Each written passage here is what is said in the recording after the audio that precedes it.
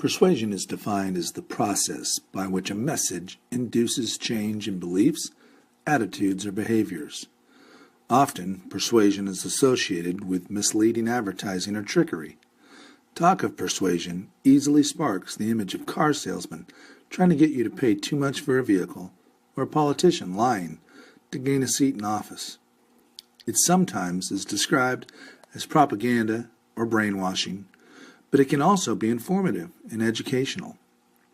What about persuasion for social good?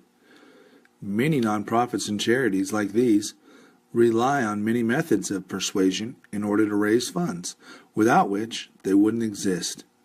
Let's look at some of the ways in which these evil methods of persuasion can actually help facilitate some social good.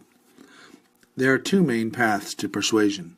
The first is the central route, or the presentation of direct, relevant, and logical information with the assumption that the audience will analyze carefully and then sympathize with your cause.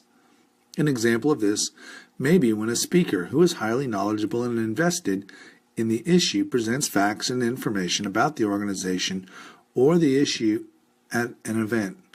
This method is used rather infrequently. The other, more common path to persuasion is the peripheral route. This entails all the tricks we picture when we think of persuasion, and is a common feature of mass persuasion used in social media, television commercials, etc. This path relies highly on superficial or subtle cues and assumes that the audience isn't going to think carefully about the issue at hand. In these cases, the goal is simply to raise the funds and draw on the automatic process of the targets in order to do so. For an example, an organization may appeal to the emotions of the audience or even use a celebrity who has nothing to do with the organization or cause itself to endorse the act of giving money.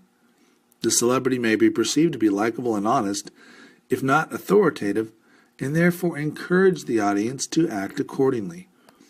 These three aspects of the source of the information, likability, authority, and honesty, are referred to as the triad of trust.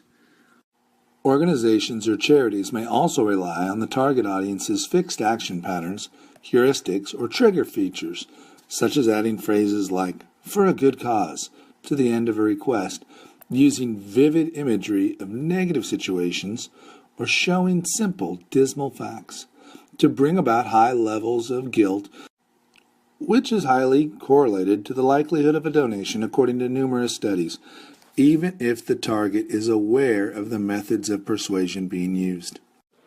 So, although the power of persuasion can be used as a corruptive means to deceive, sometimes these same methods, and many others, can be used to raise money and awareness to help give an animal a home, alleviate world hunger, or take care of sick patients.